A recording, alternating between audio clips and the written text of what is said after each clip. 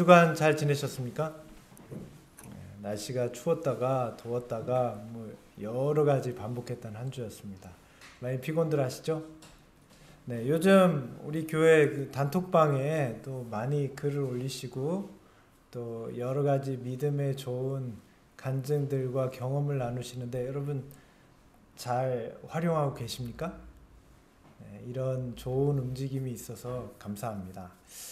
우리가 어차피 이 코로나 시대가 빨리 변할 수 없다면 이러한 시대에 우리는 또 빨리 적응하여 우리 자신이 어떻게 깨이고 준비될 수 있는지 생각하는 그런 시간들이 아마 그동안 지내온 우리가 시간이 아닌가 생각합니다.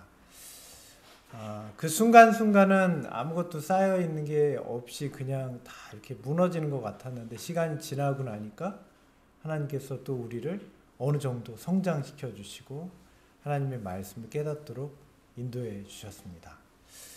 여러분들 소중한 경험들 하시고 매일매일 반복되는 일상 가운데 하나님께서 특별히 예수 그리스도께서 우리에게 어떻게 함께 하시는지 하나님의 말씀 가운데 우리의 기도 가운데 여러분의 영성 일기 가운데 또 우리의 감사의 고백 가운데에서 늘 경험하시는 여러분 되시길 바랍니다. 오늘은 실물교훈에 있는 내용 23장에 있는 내용입니다. 책을 가지셨으면 여기 23장을 펴주시면 됩니다. 페이지 수로는 58페이지 정도 됩니다. 제목은 좋은 포도를 맺어야 할 주의 포도원 그랬습니다. 포도원에 대한 비유가 참 많네요. 그렇죠? 하나님 나라에 관한 진리를 설명하는 데 있어서 이 천연계와 특별히 이 식물이나 어떤 동식물의 성장과 변화로 인해서 하나님께서 우리에게 주시는 교훈들이 참 많습니다. 23장에 있는 내용도 그런 내용입니다. 좋은 포도를 맺어야 할 주의 포도원.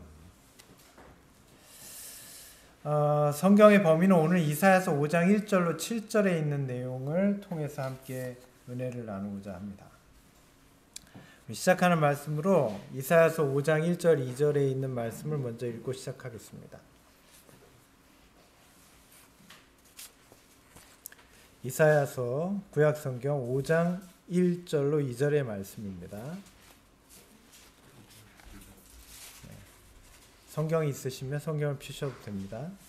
이사야서 5장 1절로 2절입니다.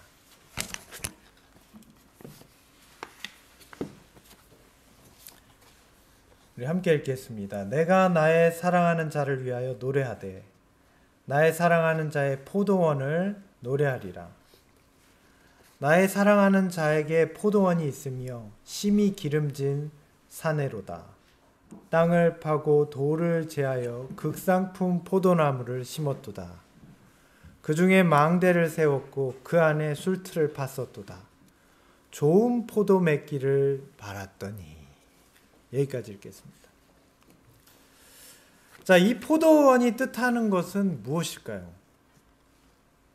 여기 7절에 보시면 같은 이사야서 5장 7절입니다. 이 포도원은 이스라엘 민족을 나타내고 그 나무는 각각 그 백성을 나타낸다고 적혀져 있습니다.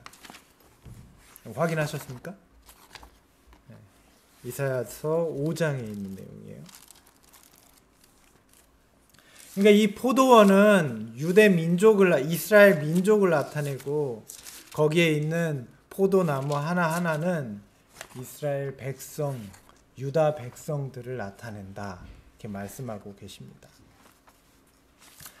오늘 우리의 삶 가운데 이 포도원의 비유가 주는 의미를 여러분 혹시 전에 혹은 미리 읽고 좀 깨달으셨습니까? 오늘 이 말씀 가운데에서 하나님께서 이스라엘 백성을 통해서 우리에게 주시는 교훈은 무엇일까요? 우리가 가지신 책의 59페이지입니다. 59페이지를 펴시면 이렇게 말씀하고 계세요. 하나님께서는 한 백성을 택하고 그리스도를 통해 그들을 훈련하고 교육시키고자 하셨다. 이스라엘 백성을 하나님께서 선택하셨어요. 한 백성, 곧 이스라엘 백성들을 선택하고 그들을 그리스도를 통해 훈련하고 교육시키고자 하셨다. 이렇게 말씀하십니다. 자, 하나님께서 이스라엘 민족을 선택하신 목적은 무엇일까요? 왜 그들을 선택하셨을까요?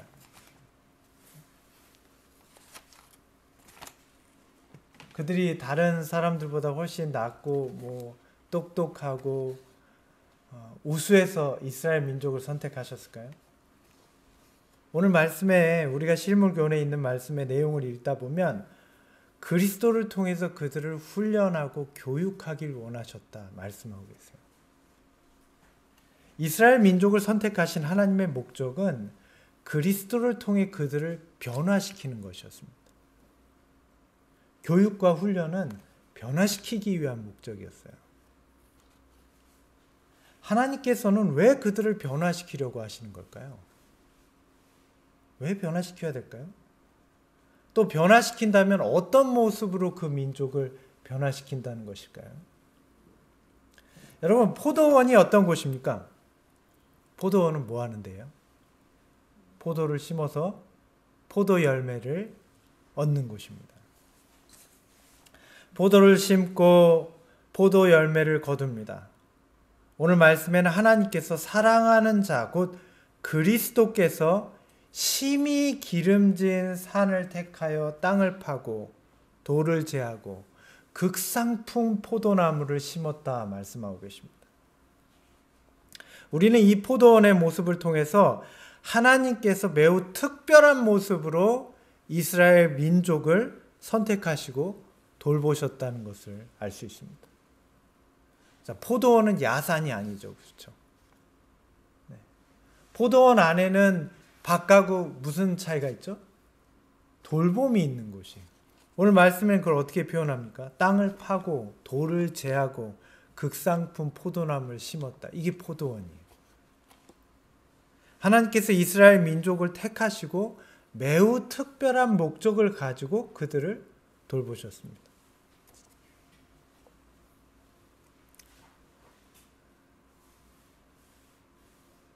이 부분의 성경 주석에 있는 내용을 보시면 이렇게 말씀하고 있어요. 포도는 품성의 열매, 곧 이스라엘을 통해 세상 앞에 드러나도록 되어 있던 하나님의 거룩한 품성을 상징한다. 포도 농사를 짓는 포도원의 목적은 포도를 얻는 데 있어요. 하나님께서 이 포도원, 주님의 포도원을 이스라엘 민족으로 정하시고 그들에게 기대하신 열매는 무엇이에요? 품성의 열매예요. 이스라엘을 통해서 세상에 하나님의 거룩한 품성을 드러내는 거예요. 어떻게 해요? 이스라엘 민족이 어떻게 드러내요? 뭘로 드러낼까요? 그들의 말과 행동으로, 그들의 삶으로 하나님의 거룩한 품성을 나타내도록 이스라엘 민족을 선택하셨다는 것입니다. 그게 목적이에요. 하나님께서는 하나님의 품성으로 그들을 회복시키셔서 온 세상의 교훈을 삼기 위해서 이스라엘 민족을 특별히 주의 포도원으로 선택하신 거예요. 이스라엘 민족은 하나님의 목적대로 좋은 열매를 거두었습니까? 오늘 이사야서 5장 4절에 보면 내가 좋은 열매를 맺기를 바라고 기다렸거늘 들포도를 맺힘이 어찌민고 말합니다. 좋은 열매 맺기를 기다렸는데 들포도를 맺혔어요. 이 내용을 이렇게 설명합니다. 이스라엘은 성령의 열매를 생산하는 대신에 뭘 냈어요? 육신의 열매를 결과로 냈다. 여기 좋은 열매를 대신하여 열린 들포도라는 것은 먹을 수 있는 포도가 아닙니다. 이 들포도는 야생에서 전혀 가꾸지 않은 역겨운 냄새를 내는, 왜 어떤 식물을 뜯으면 막 먹을 수 없이 막 쓰고 역한 냄새가 나는 거 있잖아요. 여기서 말한 들포도는 그런 뜻이에요. 좋은 포도의 품종을 선택해서 기르시고 특별히 이스라엘 민족을 선택하셔서 하나님의 돌봄과 은혜와 모든 것을 주셨는데 결과는 들포도를 맺었어요. 이스라엘 나라는 하나님의 돌봄을 받는 특별한 나라였지만 그들은 하나님의 돌봄과 하나님의 은혜 가운데 그분이 기대하신 좋은 열매를 맺지 않았습니다. 하나님께서는 세상 여러 민족 가운데 특별히 아브라함을 부르셔서 유대 민족을 이끌기 위해서 아브라함을 부르셔서 믿음의 조상이 되게 하셨어요. 아브라함을 부르실 때 뭐라고 얘기하셨습니까? 창세기 12장 2절의 말씀에 보면 아브라함을 부르시면서 이렇게 얘기하세요. 아브라함을 부르시면서 내가 너로 큰 민족을 이루고 내게 복을 주어 내 이름을 창대케 하리니 너는 복의 근원이 될지라. 하나님께서 아브라함을 부르셨어요. 이스라엘을 선택하기 위해서 그 조상 아브라함을 부르신 거예요. 하나님께서 아브라함을 통해서 하시려는 일은 무엇이었습니까? 오늘 말씀 가운데 뭐라고 하죠? 복의 근원이 되게 해야. 아브라함을 통해서 세상에 복을 주기 위해서 아브라함을 선택하신 거예요. 아브라함의 후손이었던 유대 백성들은 아브라함을 통한 하나님의 축복이 이스라엘 백성을 통해서 온 세상에 나타나게 하기 위해서 하나님께서 그들을 주의 포도원으로 선택하신 거예요. 그리고 열매 맺을 수 있도록 무엇을요? 하나님의 거룩한 품성을 그들의 말과 삶 가운데 행동으로 드러낼 수 있는 놀라운 은혜와 기회를 허락하셨어요. 혈통적인 아브라함의 후손인 유대 백성들에게. 하나님께서 아브라함을 우상 숭배하는 친척들 가운데 불러내어 60페이지입니다. 60페이지, 61페이지에 있습니다. 그에게 가나안 땅에 거하라고 명하신 것도 이러한 목적을 성취하시기 위함이었다. 하나님께서 아브라함을 그 우상 숭배가 만연한 그의 가족들 가운데서 불러내서 구별하신 이유 역시 이러한 하나님의 거룩한 품성, 하나님의 축복을 이방에 전하는 통로로 삼기 위해서, 복의 근원이 되게 하기 위해서 아브라함 부르신 거예요. 하나님께서는 아브라함과 그 후손들, 야곱과 그의 자손들을 통하여 그들이 거하고 있는 하나님을 알지 못하는 세상에 하나님 나라의 원칙, 하나님의 거룩한 품성이 나타나도록 계획하셨습니다. 이것이 세상의 축복이 되고 죄로 인해 타락한 인간을 다시 하나님의 형상으로 회복될 수 있는 놀라운 축복의 통로가 아브라함의 후손인 이스라엘 백성을 통해서 일어나게 하신 거예요. 자, 아브라함의 후손들이 이스라엘의 백성을 이루기까지 시간이 꽤 걸렸죠. 특별히 그의 후손 중에 야곱과 야곱의 12아들로 이루어진 그의 후손들은 애굽으로 내려갑니다. 그의 후손들은 왜 애굽으로 보내셨을까요? 오늘 말씀에 이렇게 얘기합니다. 61페이지입니다. 아브라함과 후손들 곧 야곱과 그의 자손들이 애굽으로 내려가게 하신 것은 역시 저희가 그 크고 죄악이 많은 나라에서 하나님의 원칙을 나타내게 하시기 위함이었다.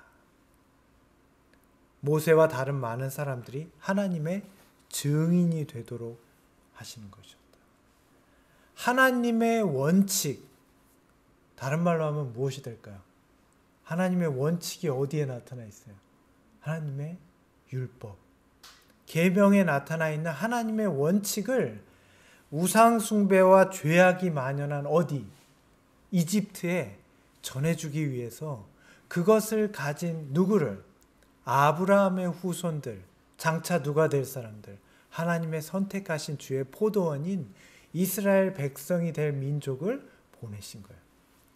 하나님의 백성이 가는 곳마다 하나님의 거룩한 품성과 그분의 율법이 전해질 수 있도록. 누가 그렇게 했습니까? 아브라함이 그렇게 했어요. 누가 그렇게 했습니까? 요셉이 그렇게 했어요. 그게 하나님의 목적이었어요. 이스라엘 백성 전체는 하나님의 그런 목적을 드러내는 주의 포도원이었어요. 그들은 하나님의 포도원에 심긴 극상품 포도로 하나님의 특별한 돌봄과 인도하심을 받았으며 하나님의 율법이 기록된 두 돌비를 그들의 두 손으로 받았고 선지자들을 통해 하나님의 뜻을 그 귀로 들었고 성소제도를 통해 세상을 구원하실 하나님의 어린 양을 항상 그 두 눈으로 바라보며 하나님께 순종하기를 배웠다. 유대 백성들. 하나님 목적이에요. 그러니까 하나님의 거룩한 품성은 하나님의 방법대로 순종하면 그들에게 주어질 수 있었어요. 하나님의 그들을 선택하신 목적이에요. 그러나 그 백성들은 그분에게 순종하지 못했다. 오늘 말씀에는 이렇게 얘기합니다. 59페이지입니다. 앞쪽입니다. 59페이지. 그들은 하나님 나라의 원칙을 드러냈어야 했다. 그들은 타락하고 사악한 세상에서 하나님 나라의 원칙을 드러내야 됐다. 하나님 나라의 원칙은 무엇이셨어요? 타락하고 사악한 이 세상에 하나님의 성품을 나타내는 것. 하나님 나라의 원칙은 뭐예요? 하나님의 성품이에요. 하나님 나라의 원칙은 무엇입니까? 하나님의 성품이에요. 예수 그리스도께서 이 땅에 오셔서 보여주신 하나님 나라의 원칙은 뭐예요? 하나님의 성품이에요. 그걸 예수님께서 뭐라고 하셨어요? 율법에 기록된 대로. 예수님이 나타내신 율법에 기록된 대로는 그 당시 유대 백성들이 생각했던 글씨에 기록된 대로가 아니었어요. 하나님 나라의 원칙인 하나님의 성품대로, 하나님의 품성대로 율법을 지키셨어요. 그것이 하나님 나라의 원칙입니다. 그러나 그들은 율법에 순종하지 못했습니다. 그들은 율법에 나타난 하나님의 품성을 깨달으려고 하지 않았어요. 하나님께서는 모세를 부르셔서 그분의 율법이 기록된 두 돌비의 기록을 전하셨어요. 그분께서는 그분의 율법을 전달하시며 그분의 품성을 나타내셨습니다. 그게 어디 나옵니까? 여러분이 가진 책의 60페이지에 보면 출애굽기 34장의 말씀이 있습니다. 하나님께서 그들에게 율법을 기록해서 전달하시고 하나님의 율법을 기록해서 전달하시고 하나님의 품성을 나타내 보이셨습니다. 출애굽기 34장 6절이에요. 우리가 함께 읽어보겠습니다. 여호와께서 그의 앞으로 지나가시며 반포하시되 여호와로라 여호와로라 자비롭고 은혜롭고 노하기를 더디하고 인자와 진실이 많은 하나님이로다. 하나님의 품성이에요. 이게 율법을 전해주시면서 하나님이 말씀하신 하나님 나라의 원칙이에요.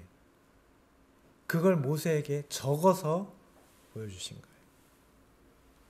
자, 품성을 적어서 줄 수는 없죠. 그죠?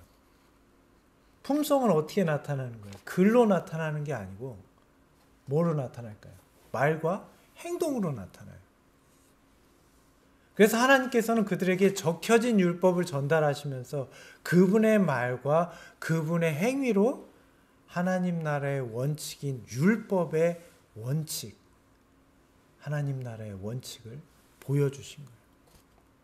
이스라엘 백성이 광야에 40년 동안 하나님의 율법에 순종하였습니까? 순종했습니다. 하나님께서 그들을 그렇게 순종의 길로 이끄셨어요. 안식일을 지킬 수 있도록 그들을 이끄셨어요. 만나를 통해서. 그들이 성전에서 성소에서 드리는 예배를 통해서 하나님의 율법을 순종하도록 이끄셨어요. 죄를 용서해 주시고 도말해 주시고. 맞습니까? 하나님께서 그 율법의 정신을 그분의 40년의 인도하심을 통해서 이스라엘 백성에 그대로 보여주신 거예요. 이대로 따르면 어떻게 되게? 하나님의 거룩한 품성을 드러낼 수 있도록 계획하신 거예요. 놀라운 은혜입니다. 하나님께서는 율법에 나타난 그분의 성품을 모세에게 보여주셨고 율법을 순종하려는 자들에게 그분과 같은 품성의 열매들이 나타나게 될 것을 보여주신 거예요. 실제로 이스라엘 백성을 통해서. 60페이지입니다. 이것이 곧 하나님께서 당신의 백성에게 요구하시는 열매였다. 무엇이요? 무엇이 하나님의 백성에게 요구하시는 열매였어요? 자비롭고 은혜롭고 노하기를 더디하고 인자와 진실이 많은 하나님의 품성을 드러내는 것. 이게 하나님께서 요구하시던 그 주의 포도원인 이스라엘 백성들에게 기대하시는 열매였어요. 그들은 순결한 품성과 저희의 거룩한 생애와 자비롭고 사랑스럽고 친절한 동정으로서 여호와의 율법은 완전하여 영혼을 소성케 한다는 사실을 나타냈어야 했다. 주의 포도원에 심긴 좋은 포도나무는 좋은 포도 열매를 냈어야 합니다. 왜냐하면 하나님께서 그들을 가꾸셨거든요. 그들이 순종했다면 하나님께서 가꾸신 결과로 좋은 열매를 낼 수밖에 없어요.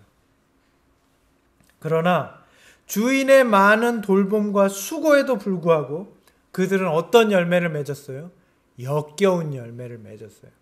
들포도를. 주인에게 큰 실망과 슬픔을 안겨줄 들포도를 맺었어요. 먹을 수 없는 열매였어요. 극상품 포도로 심고 돌보신 주인과는 전혀 다른 뜻의 열매를 맺은 거예요.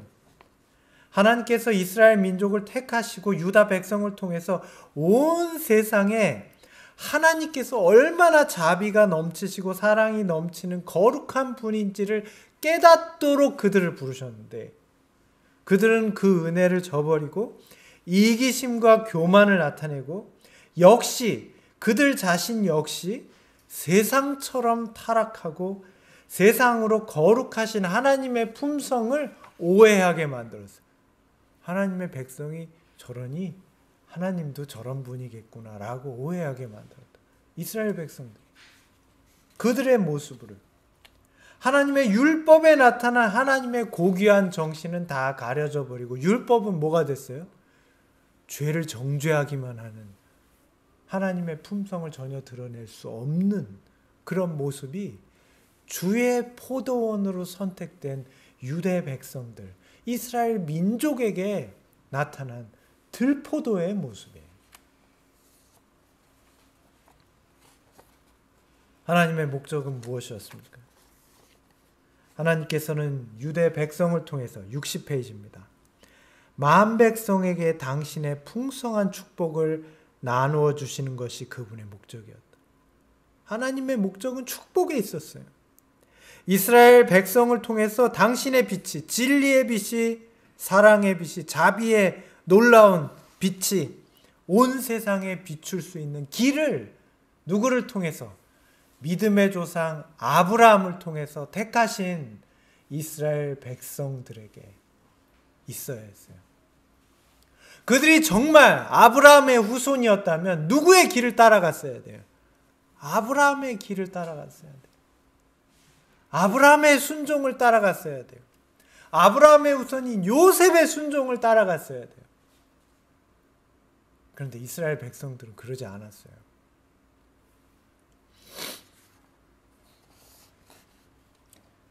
그분은 당신의 백성을 통하여 나타내신 그분의 원칙, 곧 율법과 율법의 정신인 사람들에게 하나님의 도덕적인 형상을 회복시킬 수 있는 길을 주신 것이다. 이스라엘 백성의 모습을 통해 온 세상은 뭘 알게 돼요?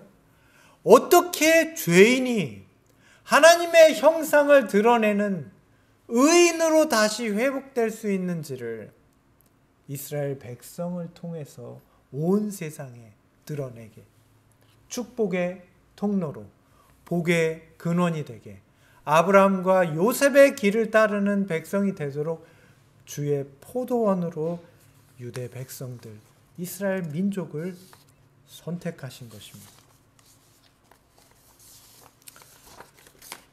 하나님께서 그 백성을 어떻게 인도하셨습니까? 하나님의 놀라운 은혜로 인도하셨어요. 이스라엘 민족은 혈통적으로 아브라함의 자손이었어요. 혈통 아시죠? 누가 누구를 낳고 하는 혈통적으로 아브라함의 자손이었어요. 자, 그러면 오늘날 아브라함을 믿음의 조상으로 섬기는 하나님의 백성은 누굽니까? 믿음의 후손이에요. 혈통적인 이스라엘 백성들은 어떤 열매를 맺었어요? 이미 들포도를 맺었어요. 아브라함의 후손은 이 현대의 혈통적인 후손이 아니라 믿음의 후손으로 나타나요. 어떤 믿음이? 어떤 믿음을 따르는 자가 아브라함의 후손입니까? 아브라함의 믿음을 따르는 자예요. 아브라함의 순종을 따르는 자예요. 아브라함의 율법의 순종을 통해서 하나님의 성품이 아브라함이 가는 곳마다 나타나는 그 믿음을 따라가는 자가 이 시대에 혈통적이 아니라 믿음의 계보를 쫓는 아브라함의 후손이에요. 오늘날 하나님의 율법을 지키려 하고 하나님의 품성이 나타나기를 갈망하는 백성이 누굽니까? 그것이 바로 이 마지막 때에 계시록 14장 12절에 나타난 하나님의 계명과 예수의 증거를 가진 남은 백성 아닙니까? 그게 누굽니까? 오늘 저와 여러분입니다. 이 시대에 구원 얻기를 갈망하는 유다 백성과 교회로 대표되었던 여자의 남은 자손, 믿음을 쫓는 아브라함의 후손은 누굽니까? 우리예요. 율법에 순종하기를 갈망하고 있잖아요. 하나님의 품성이 우리에게 나타나기를 갈망하고 있잖아요. 우리는 주의 포도원에 심겨진 아브라함의 후손, 좋은 열매를 맺기 위해 심겨진 극상품 포도나무가 이젠 이 시대에 믿음의 계보를 쫓는 아브라함의 후손인 영적인 이스라엘, 우리라는 것입니다. 그럼 우리는 무슨 열매를 맺어야 될까요? 오늘 우리에게 있어서 큰 문제는 첫째, 우리는 열매 맺을 수 없다고 생각하는 거예요.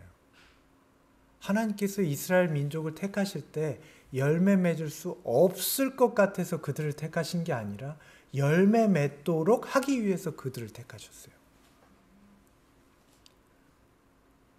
그리고 실제로 그 민족은 하나님의 뜻대로 순종하였으면 영원히 멸망당하지 않고 하나님의 열매 맺는 백성으로 남았을 거예요.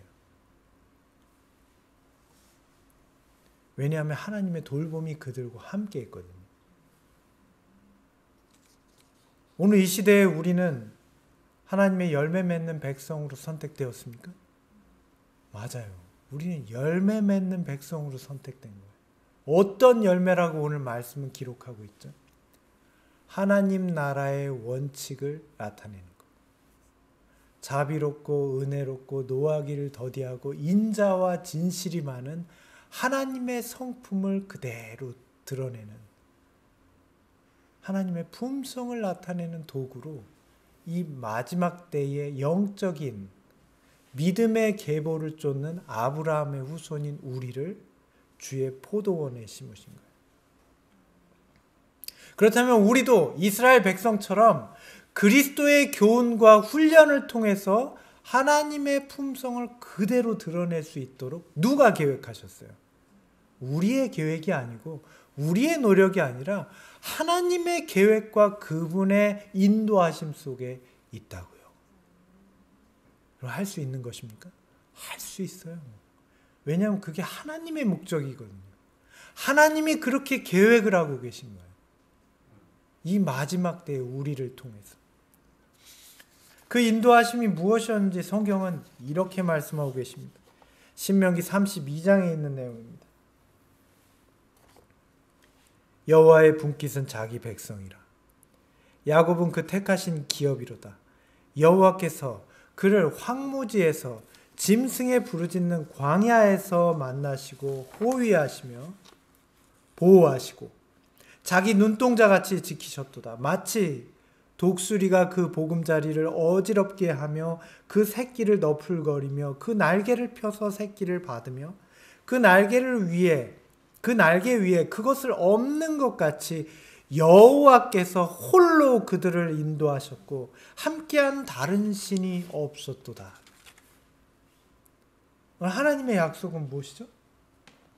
어떤 다른 노력 없이, 어떤 다른 힘의 도움 없이 누가? 하나님 홀로 그 백성을 인도하신다.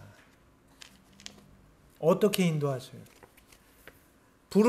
짐승이 부르짖는 황무지 같은 광야에서 그들을 만나시고 이스라엘 백성을 그렇게 인도하셨어요. 오늘 우리도 황무지 같은 광야를 걷고 있습니까? 인도할 자가 없는, 바라볼 곳이 없는 시대를 우리는 살고 있잖아요. 호위하시고 그들을 보호하셨어요. 자기 눈동자같이 지키셨도다. 누구야? 하나님께서 이스라엘 백성들을 그렇게 지키셨어요. 무엇을 위해서 지키셨습니까? 그분의 품성을 드러내는 한 백성을 삼으시고자 주의 포도원에 그들을 심고 지키시는 거예요. 마치 독수리가 그 새끼를 돌보듯 그 날개를 펴서 그 새끼를 감싸는 듯 하나님께서 그들을 인도하셨다. 오늘 이 시대에 우리를 그렇게 인도하십니까? 네, 독수리와 같이 성령께서 우리를 그렇게 감싸시고 하나님의 성품을 드러내기까지 우리를 인도하시는 거예요. 시련 가운데에서, 황무지 같은 인생 가운데에서, 어지러운 세상과 보호자가 없는 가운데에서 우리를 완전히 지키고 돌보시는 그분의 인도와 보호를 약속하시며 우리를 이끄신다는 거예요. 그렇게 이끄신 분이 누굽니까? 누가 우리를 그렇게 인도하셨을까요? 이렇게 말씀하십니다. 그리스도께서는 광야에서 방황하던 이스라엘 자손의 인도자였다. 그분은 광야의 위험으로부터 그들의 생명을 보존하시고 약속된 땅으로 인도하사 당신을 인정하지 않는 열국 앞에 이스라엘 백성을 당신의 택하신 기업 주의 포도원으로 세우셨다. 예수 그리스도께서 그들을 인도하셨어요. 맞습니까? 오늘 이 시대에 우리를 인도하는 분은 누굽니까? 역시 성령을 통해서 그리스도께서 인도하시는 겁니다.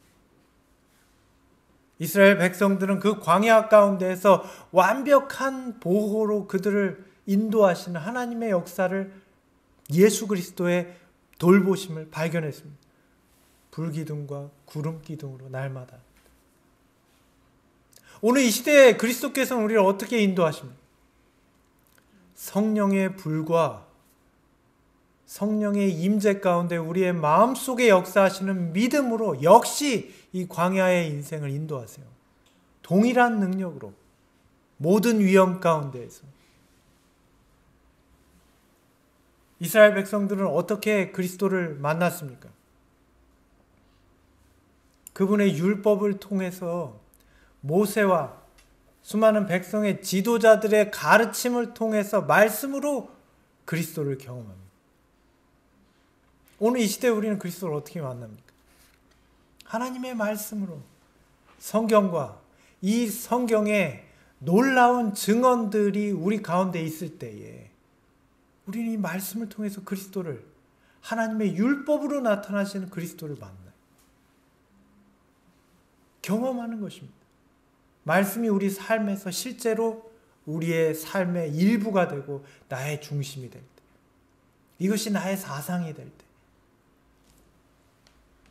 우리는 이 시대에 어떻게 하나님의 어린 양이신 우리를 위해 죽으시는, 희생하시는 십자가의 그리스도를 이스라엘 백성들은 광야의 제단에서 만났습니다. 그들을 위해 죽는 어린 양을 보았어요. 성전 안에서. 우리는 이 시대에 어떻게 발견합니까? 우리가 믿음으로 말씀을 통해서 하늘 지성소에서 우리를 위해 중보하시는 하나님의 어린 양이 여전히 계심을 우리는 발견합니다. 하나님께서는 광야의 40년 동안, 아니 이스라엘 백성들을 인도하신 그 무고한 역사 동안 그들을 인도하신 것과 동일하게 이 마지막 시대의 우리를 인도하고 계세요. 오늘 우리는 이 마지막 시대의 주의 포도원으로 세워진 하나님의 백성입니다.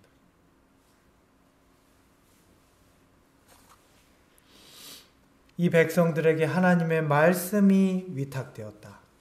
62페이지입니다. 진리와 공의와 순결의 영원한 원칙 곧 당신의 율법으로 그들을 두르셨다. 이 원칙을 순종하는 것이 저희 자신을 보호하는 방편이 될 것인데 이는 그것이 저희를 악한 행위로 말미암아 자멸하게 되는 것을 면하게 해줄 것이기 때문이었다. 그리고 포도원의 망대처럼 하나님께서 그 땅 가운데 당신의 성전을 두셨다. 율법이 그들에게 나타나다. 말씀으로. 우리 시대에도 그렇죠. 하나님의 성전이 포도원의 망대처럼 이스라엘 백성 가운데에서 그들을 돌보았다. 그들이 죄를 지으면 어떻게 해요? 그들을 위해 죽으시는 하나님이 성전을 통해서 나타났다. 오늘 우리는 죄를 지면 히브리서에 바울은 뭐라고 얘기했어요? 우리가 죄를 범하면 우리를 위해서 용서하시는 우리를 위한 중보자가 어디 계시다? 하늘 성소에 계시다고 증거하잖아요.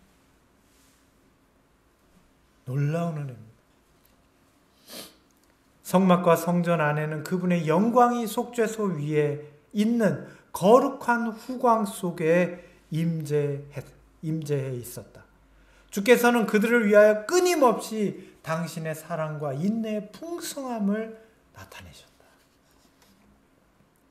이게 주의 포도원을 돌보시는 그리스도의 노력, 그리스도의 봉사, 그분의 사역이에요.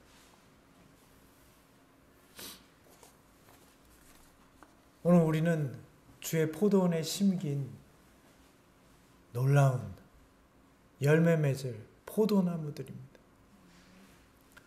오늘 우리는 이 시대에 험난한 시대, 우리의 마음대로 행할 수 없는 시대, 다가오는 환난과 두려움 가운데서 우리가 떨 수 있고 두려워서 걱정할 수 있고 염려할 수 있겠지만 주의 포도원 안에 심겨진 나무라는 것을 기억해야 합니다.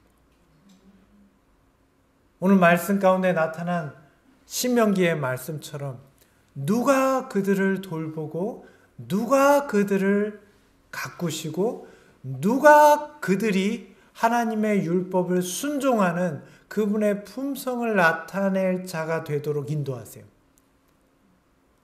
포도원의 주인 되신 그리스도께서 인도하세요. 그 백성들은 그 뜻에 순종하고 따라가면 돼요.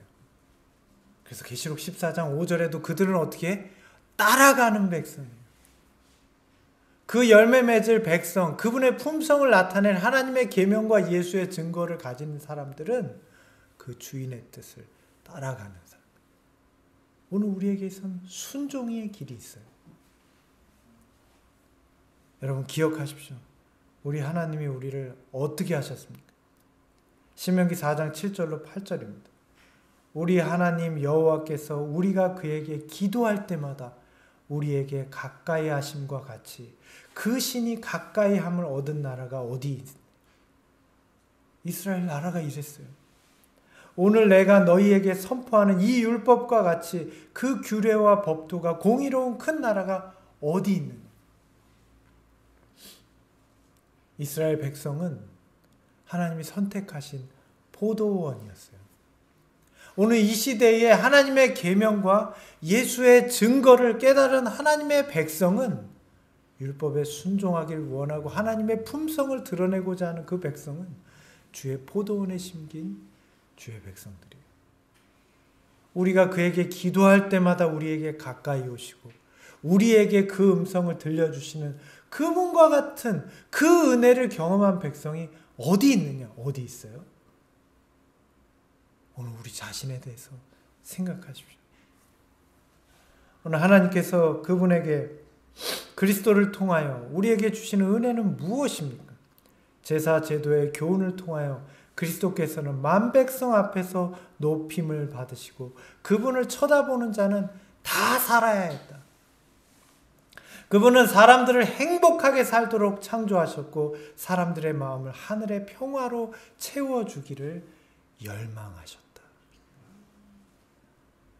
하나님께서 주의 포도원을 삼으신 그분의 목적은 무엇이에요? 하나님의 율법과 거기에 나타난 그분의 품성을 그들의 순종을 통해서 온 세상에 나타내시고 그들이 평안과 축복을 얻게 할 길로 복을 얻는 통로로 그들을 인도하신 것입니다. 누구를요? 오늘 이 시대의 우리를. 오늘 우리 삶에는 주님께서 원하시는 열매를 맺고 있습니까? 오늘 우리는 주님의 품성에 열매 맺는 백성들이 되고 있습니까? 그렇게 될 것으로 믿으십니까? 믿어야 합니다. 오늘 우리는 괴로움과 시련 속에도 하나님의 은혜를 발견하고 찬양과 감사를 올리는 우리 자신이 되고 있습니까? 오늘 우리는 우리에게 허락하신 이 순종의 길을 따라갈 때 주님께서 우리에게 기대하시는 열매가 우리에게 나타날 걸 믿어야 돼요. 그것이 히브리서 11장에 말한 믿음이에요. 우리를 이끄시는 그분이 우리를 믿음으로 이끄셔서 우리에게 상 주실 수 있는 열매 맺게 하실 수 있는 분이심을 믿는 믿음이 오늘 우리에게 있어서 열매 맺는 삶의 시작이에요. 여러분 하나님의 품성에 의지하여 그것을 믿으시길 바랍니다. 그분의 약속이에요.